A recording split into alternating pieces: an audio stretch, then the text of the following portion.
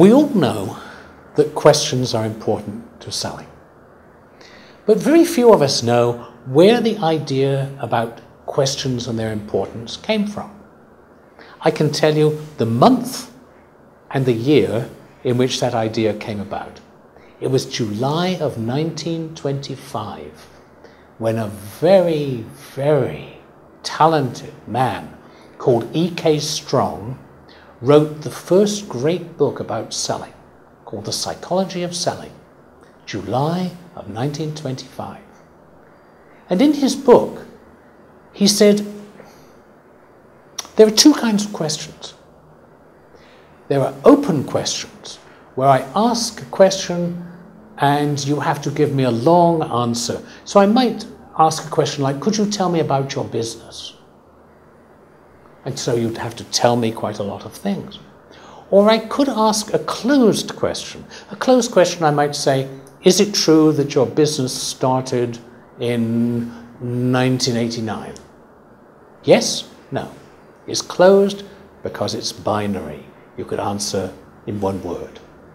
And E.K. Strong in 1925 said, open questions are more powerful than closed questions. They're more powerful because they get the customer talking and they give you unexpected information. Now, that sounds good to me. I thought it would be true. And when we began doing our research, we expected to find that open questions were more powerful than closed questions.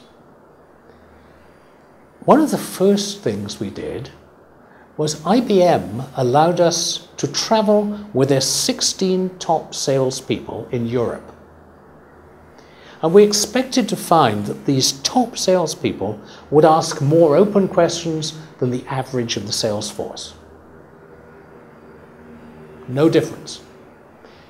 The level of open questions was exactly the same in the top salespeople as it was in the average people. Big surprise. We did $250,000 worth of research trying to show that the open question was better than the closed question. We couldn't show it. Now, perhaps you think that's because we did bad research. I don't think that's a very good answer. I think the reason why we couldn't show the difference is that there's something very much more complex about questions than about whether they're open or whether they're closed. It was the failure to correlate open and closed questions with success that led us to look for new questioning models.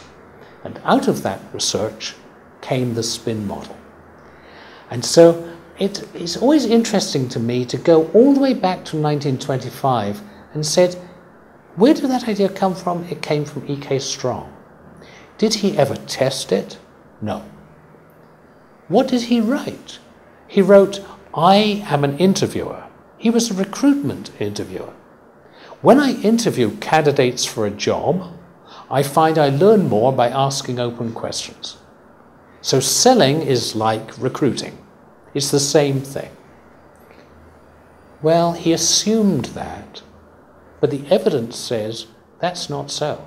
There are much more powerful methods today. The spin model would be a very good example of a much more powerful way to think about questions than whether they're open or whether they're closed.